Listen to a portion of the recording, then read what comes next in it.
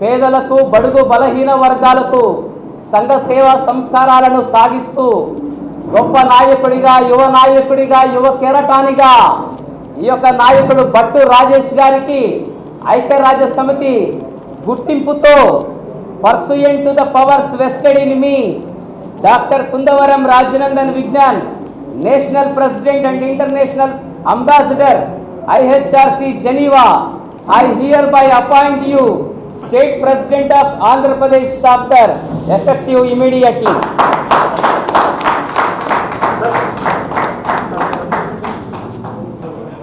అంతర్జాతీయ మానవ హక్కుల సంఘం ఐక్యరాజ్య సమితి మండలి గుర్తింపు పొందిన ఏకైక సంస్థ.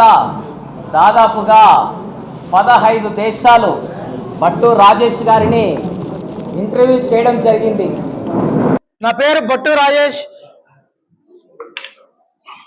Special thanks to national president and international ambassador doctor K Rajanandan Vignan and IHRC Geneva committee members and international IHRC committee members, Dr. Wils Johnson, Honorable President IHRC from Netherlands, Dr. Saiful I.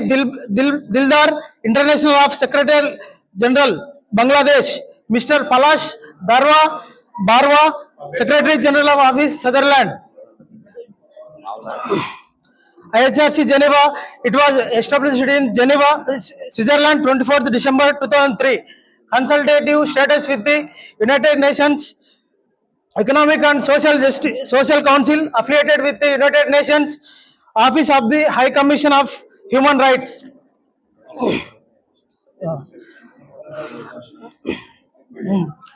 సమాజంలో ప్రశ్నించే గొంతుగా ఉన్నప్పుడు సమస్యలన్నీ తీరుతాయని మేము కోరుకుంటున్నాము.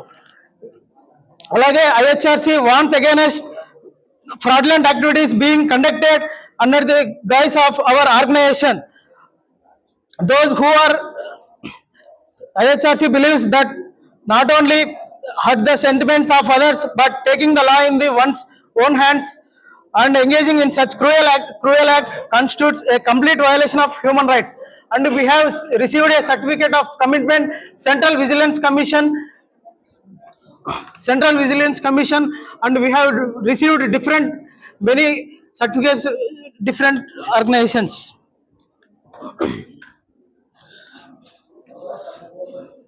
Those who are involved in the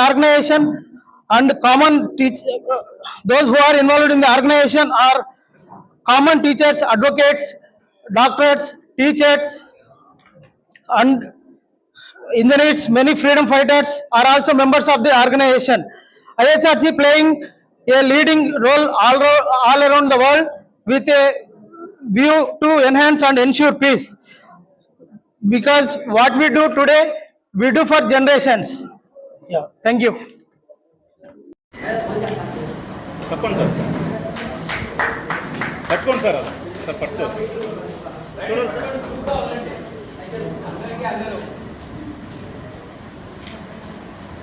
okay sir, చూడాలి sir. Sir sir sir sir sir sir okay.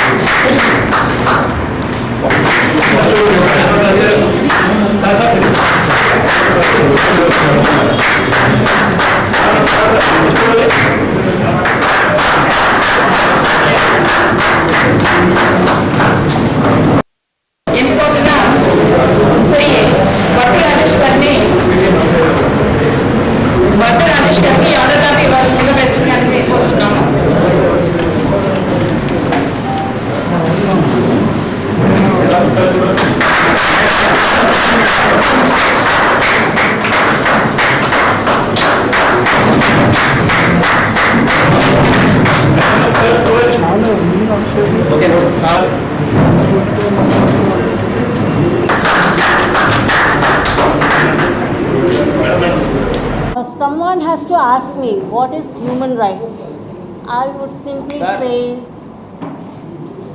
just because we are born as a human, we have certain rights, and that is human rights. Okay? So these rights cannot be taken away, cannot be given to us, it cannot be reduced as well, because it is just as we are born as a human, we have certain rights, we are born with certain rights already. But in today's world, if we see, the scenario is very different, and that is where our coming together makes sense to fight against all the injustices, all the discrimination, all the inequalities that are going on in the world. So we are here for that. Thank you. I greet you in the name of IHRC, International Human Rights, Geneva, and also AP State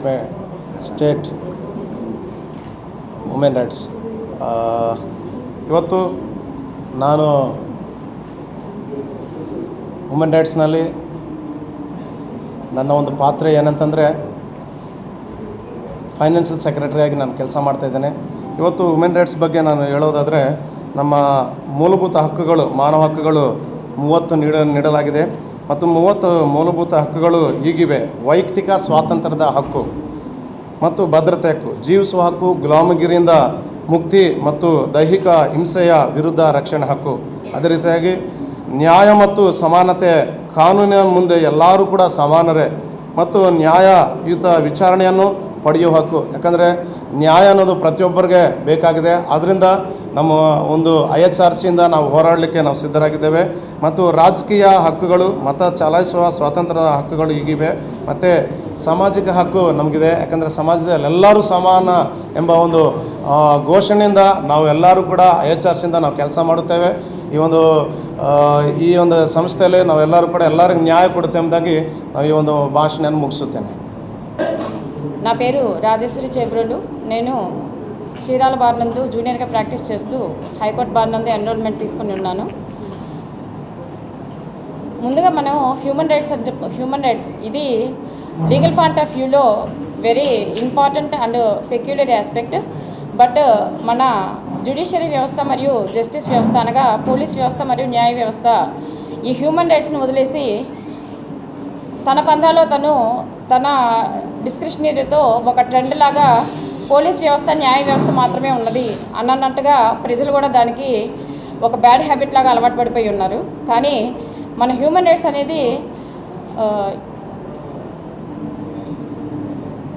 రెండో ప్రపంచ యుద్ధం తర్వాత ప్రపంచంలో శాంతి భద్రతల పరిరక్షణకై మన జెనీవాలోని United nations 1948 December 10న UDHR అనగా universal declaration of human rights అనగా సార్వత్రిక మానవ హక్కుల ప్రకటనను ఆమోదించింది. ఇది ప్రపంచవ్యాప్తంగా అందరికీ యూనివర్సల్ రైట్స్ మరియు ఇవి ఎవరి నుంచి ఎవరు లాక్కొనలేనివి. కానీ వీటిని లాక్కుంటుంది చట్టబద్ధంగా న్యాయబద్ధంగా అమలు పరచాల్సిన చట్టబద్ధమైన డిపార్ట్మెంట్లో ఉన్న పోలీసులు మరియు సమాన న్యాయాన్ని అందించవలసిన జ్యుడిషియరీ వ్యవస్థ మన ఈ మానవ హక్కుల్ని లాక్కుంటున్నారు అని చెప్పడానికి నేను సిగ్గుపడుతున్నానని ప్రభుత్వం దృష్టికి తీసుకుని వస్తున్నాను మా ఇంటర్నేషనల్ హ్యూమన్ రైట్స్ కమిషన్ తరఫున. మరియు క్లోజ్ చేస్తాను.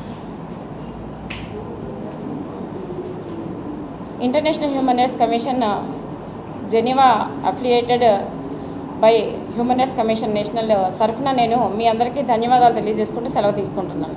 ఏ రీతిగానైనా అన్ని వర్గాల వారికి, అణగారిపోతున్న ప్రజలకి న్యాయం జరగాలని మేము మా IHRC నుండి, అంతర్జాతీయ మానవ హక్కుల కమిషన్ జెనీవా నుండి మేమందరము కూడా ఎన్నికయ్యాము. ఈరోజు కొత్తగా ఎన్నికవుతున్న ఆంధ్ర కమిటీలో కూడా మరి నూతనంగా ఈరోజు అపాయింట్ తీసుకుంటున్న వారందరికీ కూడా మేమందరము కలిసి మరి కట్టుగా పనిచేయడానికి సిద్ధంగా ఉన్నాము.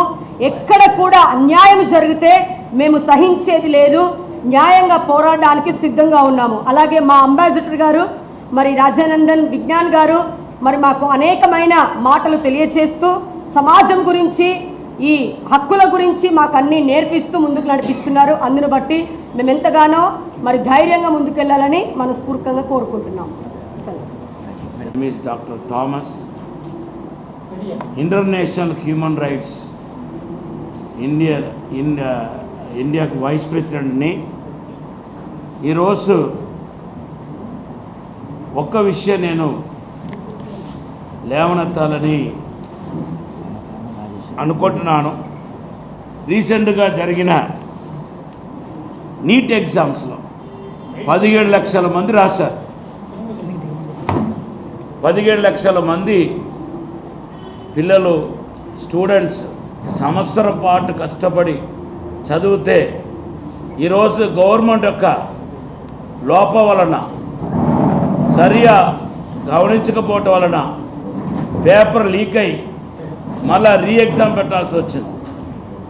ఈరోజు చాలామంది నీట్ ఎగ్జామ్ కోసం సంవత్సరాల తరబడి సిద్ధపడిన వాళ్ళ యొక్క భవిష్యత్తు ఈరోజు ప్రశ్నార్థమైంది.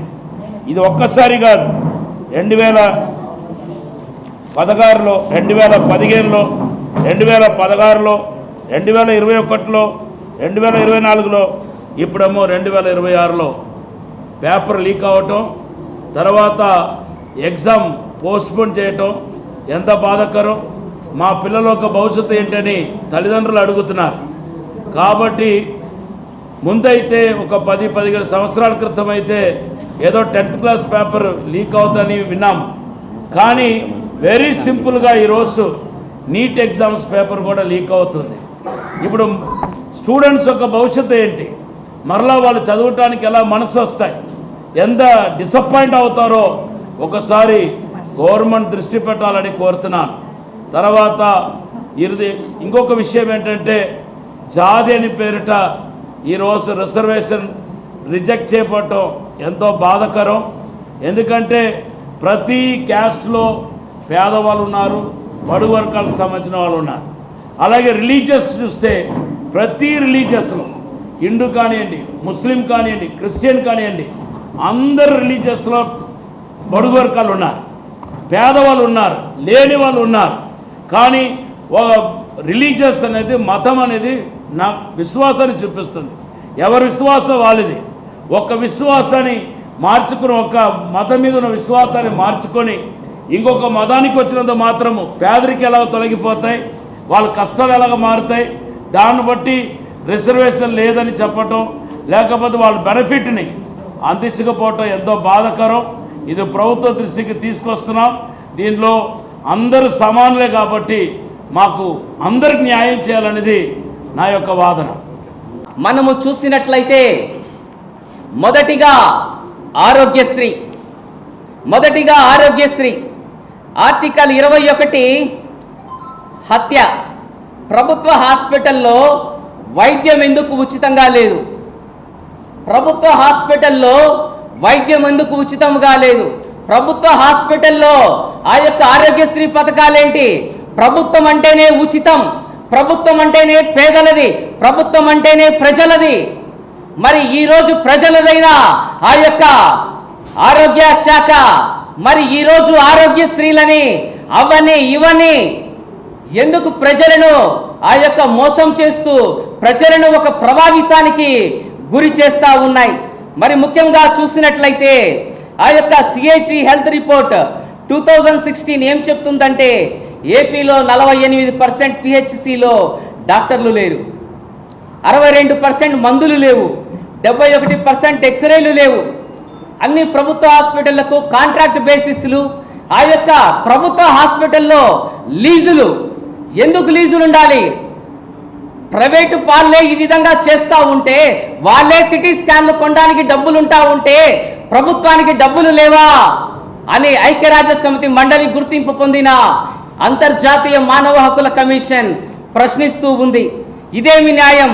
ప్రభుత్వం తన పరిధిని నిర్వర్తించలేక ప్రైవేట్ అవుట్సోర్స్కు చేసి దాని పేరు సంక్షేమ పథకం అంటుంది. కాబట్టి ఇటువంటి సంక్షేమ పథకాలు ఏం పథకాలని ప్రశ్నిస్తున్నాను. మాకు ఒక్క టీడీపీ ప్రభుత్వంతో కాదు, గవర్నమెంట్ లీడ్ చేసే ఆంధ్రప్రదేశ్లో ప్రతి ప్రభుత్వాలను ప్రశ్నిస్తున్నాం. ఇది ఒక ప్రభుత్వాన్ని విమర్శించడం కాదు, ప్రతి ప్రభుత్వము ఈ ఆరోగ్యశ్రీ మొదలుపెట్టినప్పటి నుంచి ఎందుకు ఆ యొక్క ప్రజా వైద్యశాలలో ప్రజలకు న్యాయం లేకుండా పోతా ఉంది? ప్రజలే కదా పాలకులు, ప్రజలే కదా సేవకులు. మరి ఈరోజు మనము ఎలా ఉండాలి? 6 నెలల్లో ప్రతి పిహెచ్సిలో డాక్టర్లు ఉండాలి. డాక్టర్లను కూడా అవుట్సోర్సింగ్ తీసుకుంటున్నారు. ఎందుకు ఈ రకమైనటువంటి పరిస్థితులు కల్పించబడుతూ ఉన్నాయి? రెండవదిగా ఆ యొక్క ఎస్సీ బీసీ కార్పొరేషన్లు ఆర్టికల్ 46ని సమాధి చేశారు. 4,958 కోట్లు ఎక్కడికి వెళుతూ ఉన్నాయి? ఆర్టికల్ 46 ఏమి చెప్తుందంటే ఎస్సీ ఎస్టీ బలహీన వర్గాల దోపిడీ నుండి కాపాడాలని కోరుకుంటూ ఉంది. Article 338 national commission for SC. అయితే ఈరోజు ఈ యొక్క prevention of corruption act 1988 section 3(1) క్రింద క్రిమినల్ మిస్కాండక్ట్ జరుగుతూ ఉంది. బీసీ కార్పొరేషన్కు 2,1200 కోట్లు ఇస్తే చేరింది కేవలం 380 కోట్లు మాత్రమే. ఈ యొక్క 2019-2026 మధ్య ఎస్సీ కార్పొరేషన్కు 380 కోట్లు ఇస్తే కేవలము లబ్ధిదారులకు చేరింది 512 కోట్లు మాత్రమే. ఈ డబ్బులన్నీ ఎక్కడికి వెళుతూ ఉన్నాయి? విరాళాలు ఇచ్చే డబ్బులన్నీ ఎక్కడికి వెళుతున్నాయి? విరాళాలు ఇచ్చేటప్పుడు ప్రభుత్వ అకౌంట్లు ఎందుకు ఉండడం లేదు? అవి ఏ అకౌంట్లలోకి వెళుతూ ఉన్నాయి? ఈ విధముగా ఆ యొక్క ఎస్సీ బీసీ కార్పొరేషన్లను ఆ యొక్క బలహీనపరచకుండా ఎస్సీ బీసీ కార్పొరేషన్ల పరంగా అనేక మందికి లోన్లు, అనేక మందికి చదువులు, అనేక మందికి ఉపాధులు కల్పించాలని, మళ్ళీ ఆ యొక్క పాత వైభోగం తీసుకొని రావాలని అంతర్జాతీయ మానవ హక్కుల కమిషన్ ఐక్యరాజ్య సమితి మండలి గుర్తింపు పొందిన ఏకైక సంస్థ డిమాండ్ చేస్తూ ఉన్నది. అలాగే ఇది చాలా ప్రాముఖ్యమైనటువంటి విషయం. ఇప్పుడు మూడవది నేను మాట్లాడేది ఏంటి అంటే లైఫ్ టైమ్ సిమ్ స్కామ్. ఈ లైఫ్ టైమ్ సిమ్ స్కామ్ ఏంటి అంటే ఆర్టికల్ 21 డిజిటల్ హత్య. బిఎస్ఎన్ఎల్లో కూడా మోసం జరుగుతూ ఉంది. ఏ విధంగా మోసం జరుగుతూ ఉంది అంటే మనందరికీ తెలుసు, 2008 నుంచి ఆ యొక్క 2012-13 వరకు లైఫ్ టైం సిమ్ములని 999 రూపాయలు కట్టించుకున్నారు. ఈరోజు ఆ యొక్క స్కీములు ఎక్కడికి పోయాయి? ప్రతి నెల రీఛార్జ్ చేయాల్సి వస్తుంది. ప్రతి నెల అవుట్ గోయింగ్ లేకపోయినా ఆ లైఫ్ టైం సిమ్ములకు ఎందుకు ఇన్కమింగ్ రావడం లేదు? ఆ యొక్క గవర్నమెంట్కు సంబంధించిన ప్రతి ఓటీపీలు, ఆ యొక్క ప్రభుత్వ బ్యాంకులు అన్నీ కూడా ఆ యొక్క లింక్ అయి ఉన్నాయి. కానీ ఆ యొక్క 999 రూపాయలు కట్టిన ప్రజలు వాళ్ళ యొక్క డబ్బు ఎక్కడికి వెళ్ళింది? కొన్నైతే ఎయిర్సెల్, డకోమా ఇలాంటి కంపెనీలు మూతపడ్డాయి. మరి ఆ డబ్బులు మరి లైఫ్ లాంగ్ అన్నప్పుడు ఆ డబ్బులు ఎక్కడికి వెళుతూ ఉన్నాయి? మరి ఈరోజు గవర్నమెంట్ బిఎస్ఎన్ఎల్, ఎయిర్టెల్ మొదలగు కంపెనీలు లైఫ్ టైం సిమ్ములు చేసినప్పుడు ఏ విధంగా వెళుతూ ఉన్నాయి? మరి ఆ యొక్క ఎయిర్టెల్ సిమ్ములు, ఆ యొక్క ఎయిర్టెల్ కంపెనీలు, బిఎస్ఎన్ఎల్ కంపెనీలు, జియో కంపెనీలు 28 రోజులు ఇచ్చినప్పుడు మరి ప్రభుత్వ ఉద్యోగులకు కూడా 28 రోజులకే ఆ యొక్క జీతాలు ఇవ్వచ్చు కదా, ఎందుకు ఇవ్వలేమా? అలా ఇస్తే 13 నెలలు అవుతాయి. అలా ఇస్తే 13 నెలలు వేతనం చెల్లించాల్సి వస్తుంది. ప్రతి నెలలో 2 రోజులు తగ్గితే ఎంత తగ్గిపోతుందండి?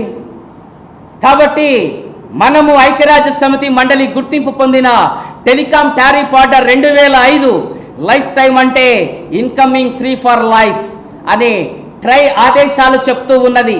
Article 21 right to communication is right to life, right to communication is right to life అని చెప్తూ ఉన్నది. కాబట్టి ఈ యొక్క అవినీతి జరిగినటువంటి ఆ యొక్క లైఫ్ టైం సిమ్ముల్ని కూడా బయటికి తీసి దీని మీద ఒక సిబిఐ ఎంక్వైరీ వేయాలని కోరుకుంటున్నాం. ఒక సిబిఐ ఎంక్వైరీ వేసి ఒక స్పెషల్గా ఈ యొక్క కంపెనీలను అరికట్టే విధముగా, ప్రజలకు ఉపయోగపడే విధముగా ఉండాలి అని ప్రభుత్వాన్ని ఐక్యరాజ్య సమితి మండలి గుర్తింపు పొందిన ఏకైక సంస్థ మానవ హక్కుల కమిషన్ డిమాండ్ చేస్తూ ఉన్నది.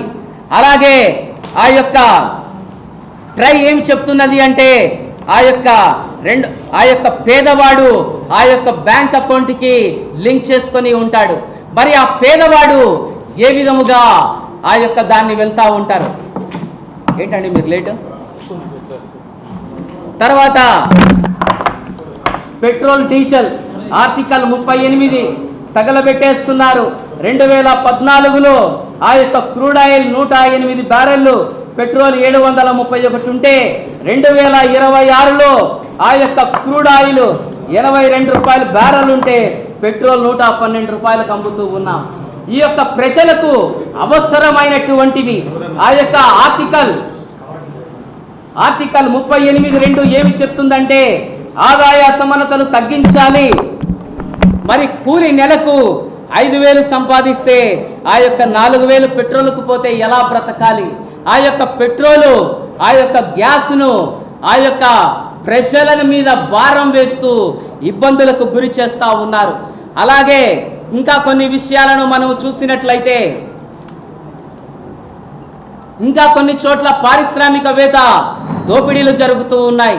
ఆర్టికల్ 21, 23, 24 హత్య, కార్మికుడి రక్తం చెమటకు విలువ లేదా? పిడికిలి బిగించి ఈ యొక్క ఆర్టికల్ 39 ఏమి చెప్తుందంటే సంపద కొద్ది మంది చేతుల్లో కేంద్రీకృతం కాకూడదు. ఆర్టికల్ 43 ఏమి చెప్తుందంటే జీవించడానికి సరిపడే వేతనము, మంచి పని పరిస్థితులను కల్పించాలని ఆ యొక్క పారిశ్రామికవేత్తలందరినీ మానవ హక్కుల కమిషన్ డిమాండ్ చేస్తూ ఉన్నాం. ఇంకా పేమెంట్ ఆఫ్ వేజెస్ యాక్ట్ను దానికి చూసినట్లయితే ప్రతి నెల 7వ తేదీలోపే జీతాలు చెల్లించాలి. కాబట్టి ఈ రకంగా ఆ యొక్క ఫార్మాక్యూటికల్ కంపెనీలు, ఆ యొక్క industries, textile industries, cotton industries, iron industries ఈ విధంగా ప్రజలను దోపిడీ చేస్తూ ఉన్నాయి. అలాగే కార్పొరేట్కు ఒక న్యాయము, కార్మికుడికి ఇంకొక న్యాయము. కార్పొరేట్కు 84,000 కోట్లు బ్యాంక్ లోన్ రిట్ ఆఫ్ చేస్తే ఈ యొక్క ప్రజలు ఎవరు మాట్లాడరు. కానీ ఈ రోజు జరిగేటువంటి పరిస్థితుల్లో చూస్తే ఎక్కడ జరిగినా కులము, మతము, జాతి అనేటువంటివి మనము చూస్తూ ఉన్నాం.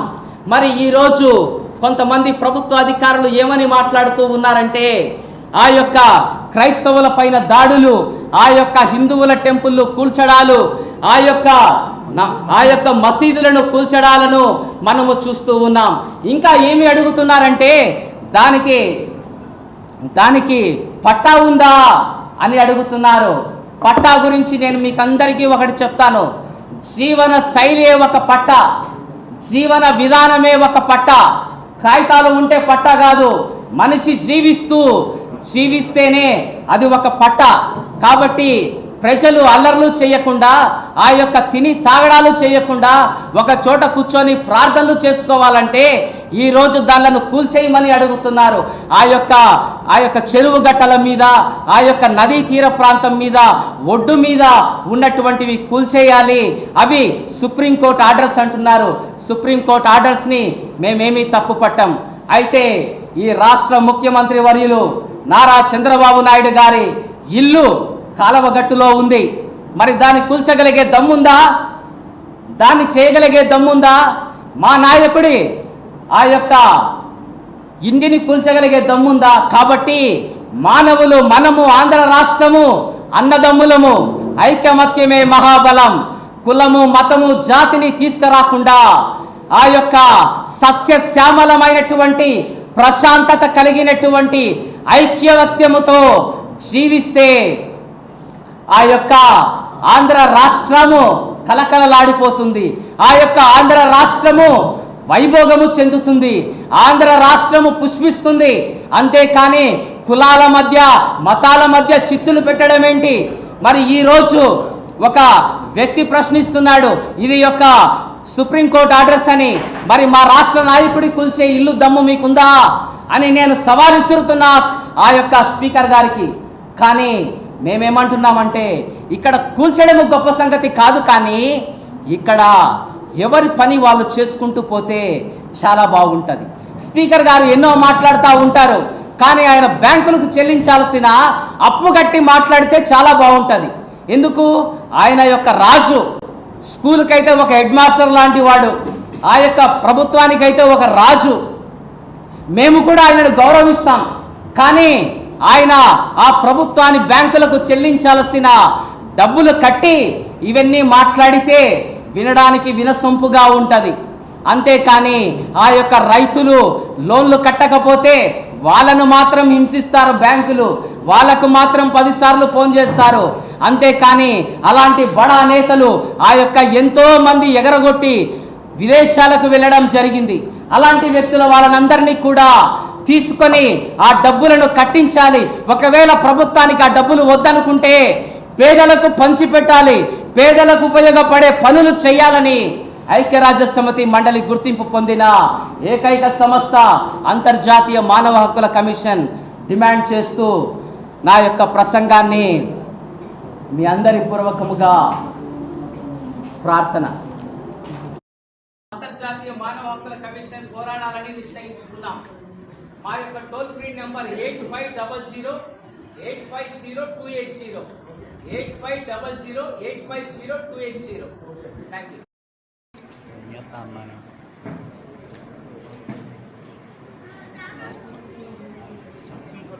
ఎలా అవుతుందమ్మా?